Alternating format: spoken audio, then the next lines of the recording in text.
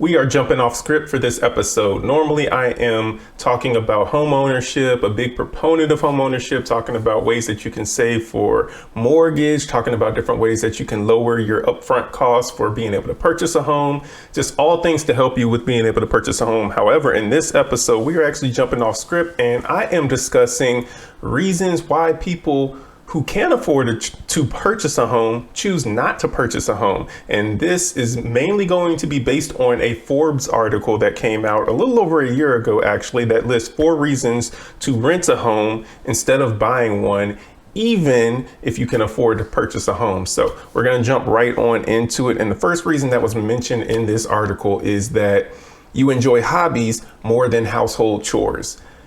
As a homeowner, I can definitely speak truth to that because homeownership is work. There is always something that eventually needs to be repaired or replaced when you own a home, or you just have things that are around the house that you want to change to make the home more conducive to your lifestyle. Maybe you want to redecorate at some point, or you want to have a deck built off back, whatever it might be. There is no end to the list of things that homeowners want to do to their homes to just continue to shape it and form it. And all of that stuff takes work. It takes money, or it takes a whole lot of elbow grease and rolling up your sleeves and watching YouTube videos so you can DIY all these projects. That stuff takes time. And there are a lot of people who don't want to put that type of time into owning a home. A lot of people would rather just rent, have a landlord that's taking care of everything with the property, and they can just live life. And so that's okay as well. But that was one of the reasons that was mentioned in this article of why people who can afford to purchase a home choose not to purchase a home. And a lot of it's because they don't want to do the chores that are associated with home ownership.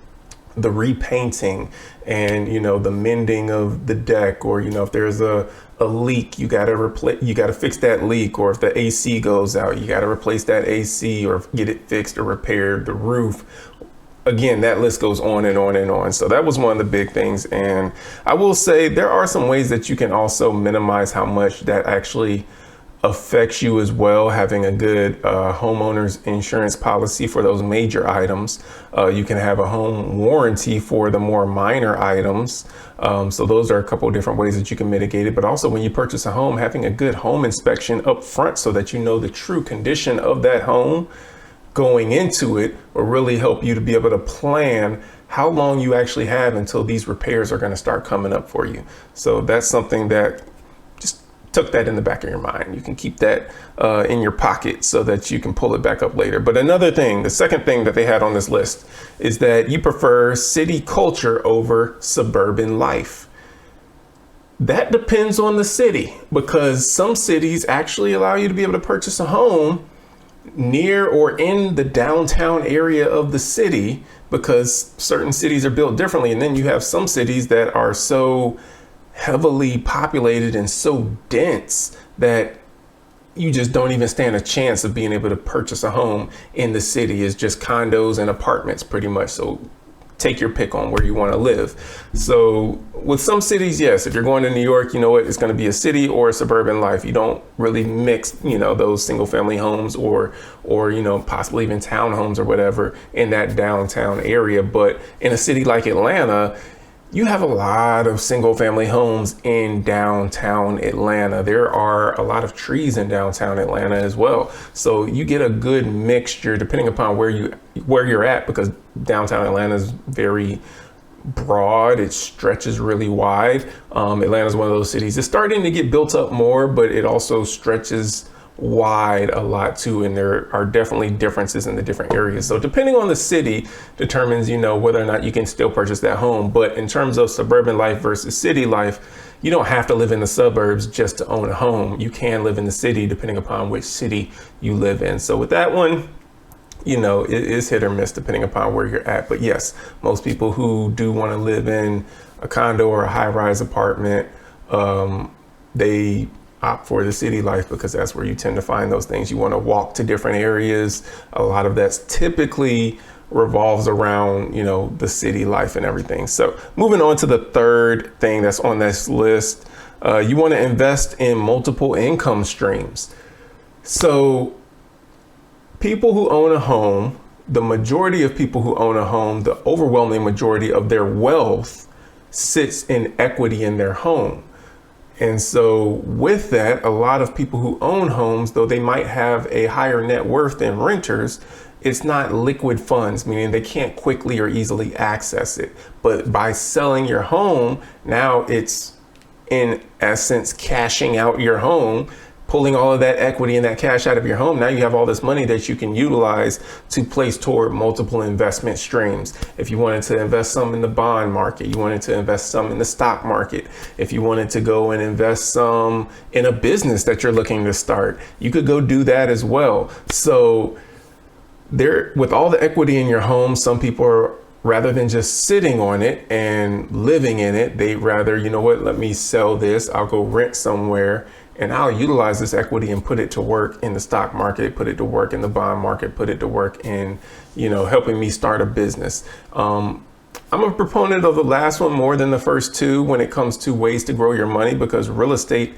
has been over the decades, generations even, a solid way to grow your wealth just by owning real estate. It appreciates over time, which means it gets more valuable over time. So if you're going to grow your money or you want to park your money somewhere, real estate's actually a great place to park your money. However, a lot of people choose to park it elsewhere because there are opportunities, depending upon the timing of the market, for you to be able to jump into the stock market and make a whole lot more money in a shorter period of time.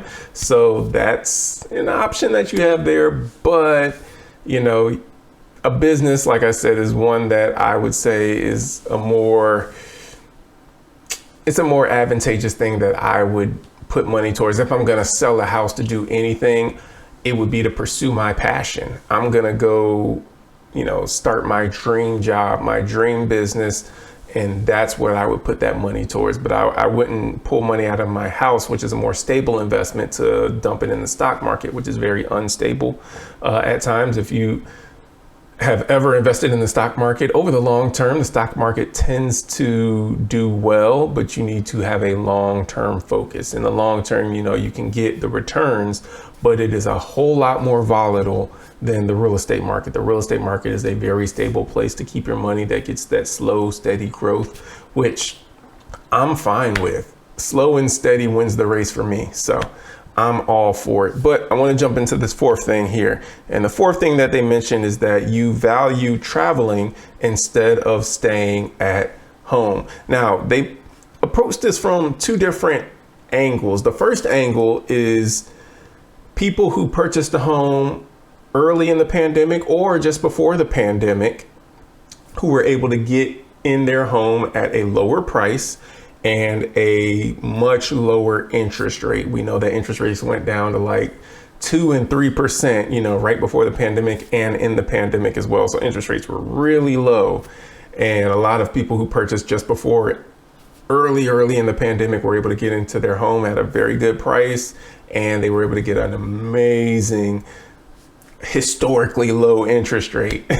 And so because of that, a lot of people feel stuck in their homes. Essentially, they feel like, I want to move, I'd like to move, but I can't move because where am I going to go that I'm going to find another home like this for what I paid for it, or anywhere near what I paid for it? Because we know during the pandemic, everything skyrocketed and homes are costing so much more than what they were pre-pandemic. And so people are like, where would I go? And obviously interest rates have increased from those 2 and 3% interest rates, which we may never see again. And so not only have the housing prices increased, but interest rates have increased, which means that your overall monthly payment is going to be hit a lot more. So to live in the same house that you currently live in now, assuming you purchased just before or at the early in the pandemic, assuming that you purchased that same house that you're living in now, you're not going to be paying the same thing as what you're paying now. Your payments are going to be much lower now, which means that it's less of your income that you're having to put into your housing, which means you have more money that you can put towards investments and savings and other things. So getting back to it, they're saying that is the reason why a lot of people aren't able to travel or, move to another location like they normally would. And we've seen that as well. People are staying in their homes longer. We haven't had as many sales happening, as many transactions happening towards the end of the pandemic as what we had before the pandemic. So people definitely wanting to hold on to those lower interest rates, wanting to hold on to those houses that they got at great prices rather than, trading up to the next thing and now having a higher payment. So that was the one aspect that they addressed it at. The other aspect that they addressed it from was actual travel, like people actually going, taking vacations and everything like that. And they were saying that, people who have homes, you've got all of the responsibilities with home ownership, whether it be the maintenance, the upkeep, the bills, whatever it is with home ownership, and that eats away at the opportunity that people have to be able to take vacations and travel and see the world and everything. I'm gonna tell you from my personal experience, I don't believe that to be completely true. I believe that there is a partial truth to that, and I believe that is more or less determined depending upon where you're at in your home ownership cycle.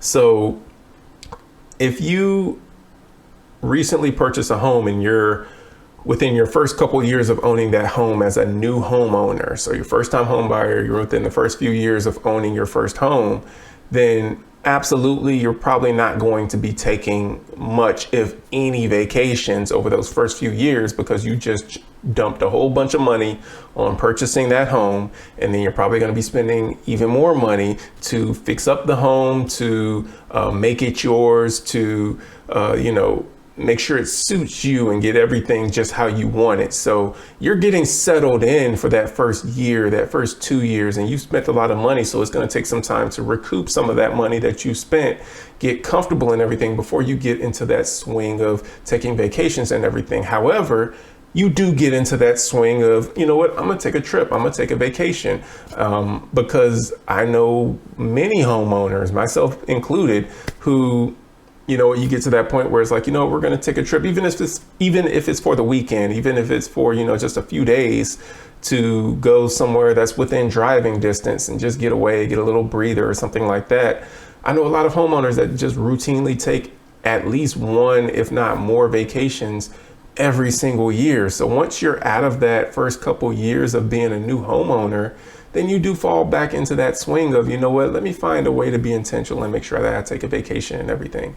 That's something that I do wish we did a lot more of in our culture in America, in the US, because having lived overseas, lived in Italy for 3 years, it's more of a thing that other cultures value taking time off, having rest. In America, we are work all the time. And, it's almost frowned upon, so to speak, when you ask for time off or when you're like, I'm going to take a couple weeks because I just want to go do whatever else. I wish we did have more of a culture that did value just taking that mental breather, taking that break, giving your body and your mind a opportunity to reset, recalibrate, just rest, and then enter back into a season of just going back after it and hitting that work and everything. And our Congress does it all the time, it seems like, and they get less done than pretty much everybody else who's a hardworking American citizen, because they work off of the taxpayer dollars of all of us taxpayers. If you can't tell, I'm not the biggest fan or believer that Congress is the biggest proponent of American citizens. I think that there could definitely be a lot better job that is done up on Capitol Hill in DC. But nevertheless, there are ways that you can, after you've become a homeowner, still make sure to take those vacations and everything and get done the things that needs to get done as well. So that's what I have for you. Yep, short and sweet, but wanted to give you that information. Again, a little bit different from what I normally bring you, but wanted to let you know there are some different reasons why people choose not to purchase a home. And those were some of the more top reasons why people choose not to purchase a home, even if they're able to purchase a home. So make sure you join us on Tuesdays. Every Tuesday, Home Finance Hacks. I go live on YouTube and I am talking about so many different things that can really help you get your credit in order and really help you save thousands and tens of thousands of dollars when it comes to financing a home purchase, and save a whole lot on your upfront cost as well. So I am every Tuesday putting out tips, tricks, putting out information that's really going to help prepare you and set you up for success with homeownership. So make sure you tune in. YouTube, Frederick M Official, and that's the YouTube channel. So that's the handle, at Frederick M Official. And join us live Tuesdays, 7 p.m. And yeah, I look forward to seeing you on the next one. So thank you for taking the time to tune in. Take care, be blessed, and we'll see you in the next episode.